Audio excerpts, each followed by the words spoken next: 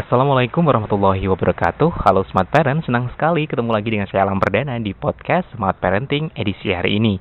Nah, di episode kali ini saya akan berbagi informasi atau sharing bersama dengan Smart Parent semuanya.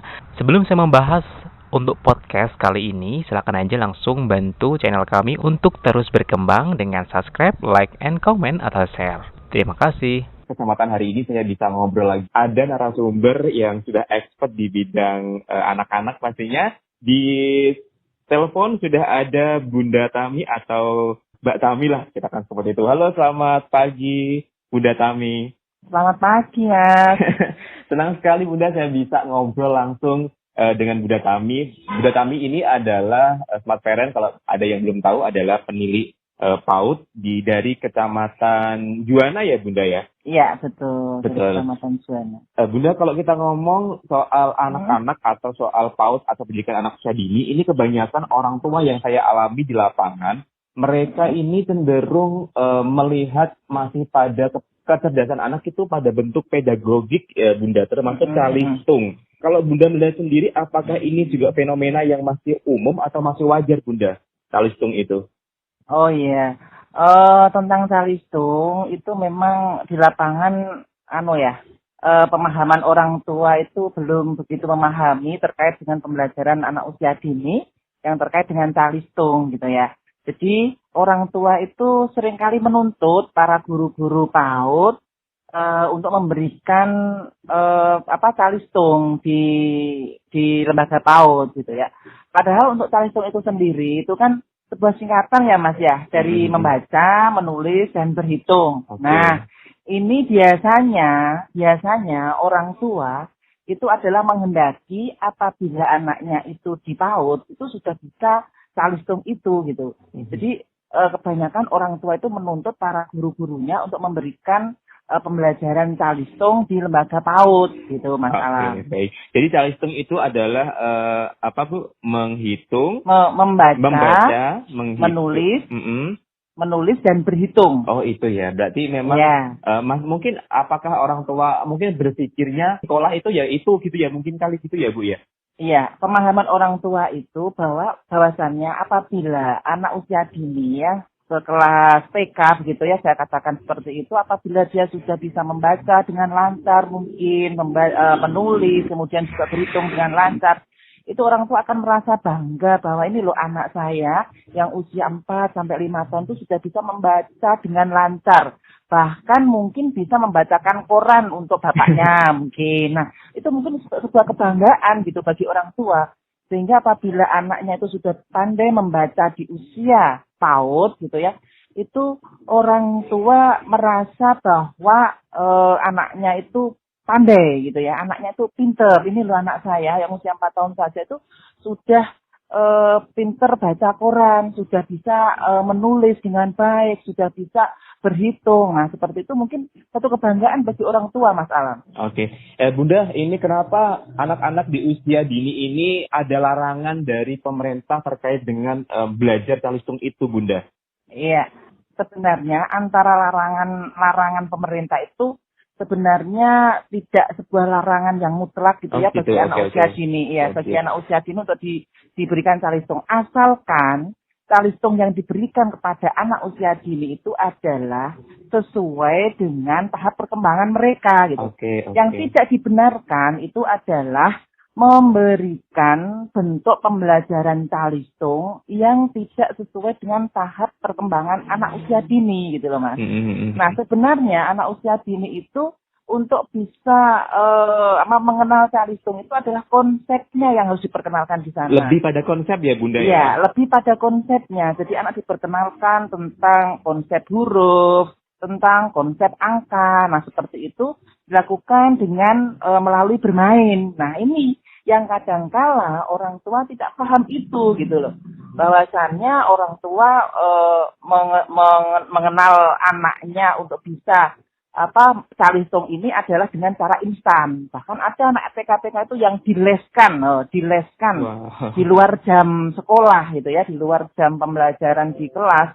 Bahwasannya dia merasa bangga kalau anaknya itu sudah bisa membaca. Sehingga anak TK itu dileskan. Nah, ini yang tidak dikehendaki gitu. Memaksa, Karena apa? ya, Bunda, Ada pemaksaan di situ. Nah, kalau sudah ada pemaksaan untuk anak-anak seusia PAUD, nah itu nanti akibatnya akan luar biasa di kemudian hari, Mas Alam ya. Kalau boleh tahu Bu, dampaknya apa sih yang kadang akan muncul di anak jika dipaksa untuk calistung dalam artian membaca seperti orang dewasa ya Bunda ya, atau menghitung seperti itu, apa sih Bu dampaknya Bunda? Iya, dampaknya saya kira sangat luar biasa karena apa ya? Kita paham dulu bahwa untuk usia anak PAUD, usia 0 sampai 6 tahun itu adalah golden age ya, di mana usia emas anak itu akan merekam gitu ya, anak akan merekam termemori terus sampai dia tumbuh dewasa apa yang dilakukan di masa golden age ini. Jadi adanya tekanan-tekanan, kemudian adanya paksaan-paksaan dari orang dewasa, bahkan gurunya atau orang tuanya di usia golden age itu nanti akan termemori sampai dia tumbuh dewasa. Dan itu anak akan akibatnya itu tidak baik gitu ya. Mungkin orang tua tidak menyadari bahwasanya tidak serta-merta hari itu juga ada akibat yang diterima oleh anak. Nah, mungkin Mas Alam dari pengalaman yang ada ya, itu kan ada mungkin anak yang SMP gitu ya, anak yang SMA drop out, ya kan? Karena apa? Dia merasa bahwa ada penekanan-penekanan dari orang tua bahkan gurunya yang ada di sekolah, sehingga sekolah itu merupakan penjara bagi mereka, Mas. Jadi lebih pada mental mereka ya Bunda, psikis mereka betul. ya Bunda ya. Iya, psikis mereka nanti itu merasa bahwa sekolah itu merupakan penjara bagi mereka, sehingga pada saatnya anak harus melakukan kegiatan di sekolah, dia sudah tidak tertarik lagi, sehingga dia nanti barangkali tidak bisa melanjutkan sampai lulus SMP kelas 2 drop out. Mungkin SMA gitu ya, SMA kelas 1, kelas 2 drop out. Nah, karena apa? Adanya tekanan-tekanan di situ. Nah, itu sebenarnya memori PAUD itu, memori anak yang usia dini, usia PAUD itu termemori sampai dia tumbuh dewasa nanti gitu. Makanya orang tua harus hati-hati kalau sudah ada paksaan-paksaan yang sekiranya memang belum sesuai dengan tahap perkembangan anak gitu ya. Karena kemampuan anak itu kan berbeda, Mas. Kemampuan anak itu berbeda. Pada saatnya orang tua menghendaki anaknya bisa membaca, mungkin anak yang kemampuannya lebih cepat gitu ya memahami itu. Tapi pada saatnya anak yang kemampuannya memang di bawah rata-rata, dia akan kesulitan dan itulah yang akan menekan anak di situ. Gitu. Sehingga untuk pemberian itu, untuk memperkenalkan calistung itu adalah konsep-konsepnya dulu, sehingga nanti pada dasar-dasar yang sudah dikuasai anak itu dengan sendirinya berjalannya waktu, anak itu akan serta-merta bisa membaca, menulis, dan berhitung dengan sendirinya. Gitu. Bahkan konsep sudah diberikan sejak dini. Gitu, Bunda Tami, kalau kita ngomong tentang ideal, tentang kapan sih sebenarnya anak ini dikenalkan calistung itu, kalau usia idealnya itu kapan ya Bunda ya? Kalau idealnya itu sebenarnya ya, untuk memperkenalkan calistung itu bukan tanggung jawab guru PAUD, Mas. Ya. Guru PAUD. Artinya bahwa usia 0 sampai 6 tahun itu bukan tanggung jawab guru PAUD. Tetapi untuk memperkenalkan calistung itu sebenarnya adalah kewajiban guru-guru SD gitu ya, usia 7 ke atas gitu ya. Usia SD. Sehingga kalau anak itu sudah ada konsep atau dasar yang dari PAUD, nanti pada saat dia melanjutkan ke jenjang SD, itu dengan sendirinya dia akan bisa menguasai itu gitu dengan sendirinya, tapi dengan bimbingan guru-guru SD mereka gitu loh. Tapi pada dasarnya, kalau dasar-dasar itu sudah dikuasai anak, saya yakin semua anak itu pintar, semua anak itu pandai. Apabila konsep itu sudah dikuasai oleh anak, maka di SD pun tidak akan ada permasalahan gitu loh. Tetapi yang sering terjadi nih Mas, yang sering terjadi di lapangan, bahwasannya banyak juga guru-guru SD itu yang membebankan bahwa pada saatnya anak masuk SD dia sudah harus bisa membaca, menulis, dan berhitung. Nah ini yang harus diluruskan gitu. Ini yang harus diluruskan. Bahwasannya untuk anak yang masuk ke jenjang SD itu apabila memang kan kadang ada ya dulu itu ada ya. Anak yang masuk SD itu harus melalui tes membaca dulu, gitu kan? Nah itu tidak dibenarkan, gitu. Itu tidak dibenarkan. bahwasannya guru di SD itu pinginnya instan, dia tinggal melanjutkan saja gitu. Tapi sebenarnya beban terberat untuk bisa anak membaca menulis berhitung itu ya di usia SD. Kalau yang di PAUD itu konsepnya yang harus dimatangkan gitu. Iya, Mas.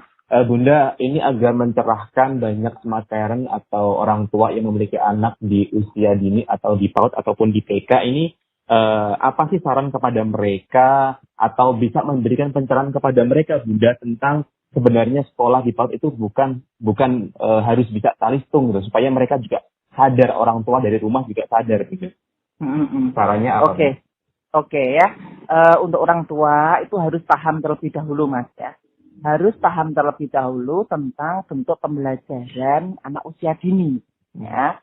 Jadi anak usia dini itu adalah dengan mengenalkan konsep gitu ya, dengan mengenalkan konsep melalui bermain tentunya. Karena memang anak usia dini itu semuanya adalah dengan cara bermain ya. Mungkin diajarkan tentang menyanyi gitu ya, menyanyi yang berhitung itu kan ada. Kemudian mengajak lebih banyak komunikasi anak sehingga bahasa di situ akan muncul gitu ya. Kemudian juga akan mengenalkan konsep angka ya kepada anak. Nah, konsep-konsep inilah yang harus dipahami oleh orang tua sehingga pada saatnya guru memberikan pembelajaran di sekolah dengan konsep-konsep seperti itu, orang tua tidak akan membantah. Dan tentunya akan ada sinkronisasi antara pembelajaran yang di sekolah dengan pembelajaran yang diberikan oleh orang tua di rumah gitu. Itu yang pertama. Kemudian yang kedua, jangan pernah ya orang tua itu mengirim anak usia dini itu untuk bisa les-les ataupun apapun bentuknya lah ya. Yang saya katakan itu biar orang tua merasa bangga kalau anaknya itu sudah bisa membaca tadi gitu ya. Karena apa? Pada saatnya orang tua mengirim anaknya les untuk bisa calistung tadi, itu berarti orang tua akan merampas gitu ya hak anak untuk bermain. Nah, ini yang perlu orang tua tahu. Kemudian tanamkan saja gitu ya untuk memberikan konsep-konsep ya, memberikan karakter gitu ya, pendidikan karakter di mana anak diberikan tanggung jawab, kemandirian. Nah, seperti itu yang harus dilakukan oleh orang tua di rumah. Sehingga rangsangan-rangsangan yang terus-menerus gitu ya, stimulus yang akan terus-menerus itu akan menghasilkan pembiasaan-pembiasaan yang positif terhadap anak sehingga anak bisa tumbuh dan berkembang sesuai dengan tahap perkembangan anak usia dini, Mas Alam. Gitu. Baik, Bunda Tami. Bunda Tami, ini sangat luar biasa sekali sharingnya meskipun singkat, tapi insya Allah ini banyak pencerahan nanti kalau misalnya banyak orang tua yang masih berpikir bahwa PAUD atau sekolah itu calistung, ada membaca, menulis dan mereka bangga, mereka akhirnya bisa sadar ya Bunda ya. Ya, mudah-mudahan seperti itu, Mas. Iya, artinya bahwa anak itu kan punya kemampuan sendiri-sendiri ya, Mas ya. Bukan artinya bahwa anak itu bisa membaca, bisa menulis, bisa berhitung, itu adalah bukan hanya itu saja kemampuan anak gitu ya. Artinya dari segi materi yang orang tua inginkan itu tidak menganggap anak itu pinter hanya dari segi itu gitu loh. Anak bisa menggambar pun itu juga pandai, Mas gitu ya. Tidak harus dari segi berhitung dia mampu, membaca dia mampu, tapi dia menggambar saja dengan baik itu sebenarnya anak sudah pintar, dikatakan pintar gitu. Jadi orang tua wajib mengetahui lah ya kemampuan anak itu seberapa. Jadi jangan sekali-kali untuk bisa memberikan tekanan-tekanan kepada anak atau mungkin membandingkan anak dengan teman sebayanya, ya, membandingkan anak dengan kakaknya, adiknya. Ini loh kakakmu pinter, ini loh adikmu pinter. Nah, jangan sekali seperti itu karena itu nanti yang terjadi bahwa mental anak yang akan dikotori oleh orang tua itu sendiri. Apalagi membandingkan anak dengan orang tuanya ya Bunda ya. Iya. Kadang seringkali terjadi ya Mas ya. Iya, di lapangan seperti itu. Betul. Dulu itu loh seperti ini. Gitu-gitu kan kadang. Iya. Anak sudah nyaman lagi ya Bunda kan seperti itu ya. Apalagi itu kalau dibandingkan dengan teman sebayanya Mas, anak tetangga. Itu loh temenmu si A, kenapa dia bisa ranking 1 di sekolahnya? Dia bisa menjuarai olimpiade matematika misalkan. Nah, padahal anaknya sendiri itu pandai sepak bola. Dia bermain sepak bola selalu menang dengan klubnya gitu. Nah itu orang tua tidak menyadari bahwa anaknya itu pandai, pintar di bidang olahraga gitu loh. Ya? Tentunya banyak faktor ya Bunda untuk membuat anak itu bisa ke Olimpiade dan sebagainya, mulai dari lingkungan, makanan, gizi dan sebagainya juga berpengaruh. Iya, mereka kan Bunda ya. Betul, menunjang sekali. Nggak bisa dijadikan sebagai patokan atau pembanding bagi anak ke anak yang lain gitu ya Bunda ya. Iya, betul. Oke. Bunda, terima kasih waktunya meskipun singkat. Kita insya Allah akan sambung lagi ya Bunda lain waktu ya. Oke, ya Bunda Tami, terima kasih. Dan Smart Parent, demikian obrolan kita bersama dengan Bunda Tami, pendidik PAUD dari Kecamatan Juwana. Mudah-mudahan bermanfaat. Sampai jumpa di podcast berikutnya. Wassalamualaikum warahmatullahi wabarakatuh.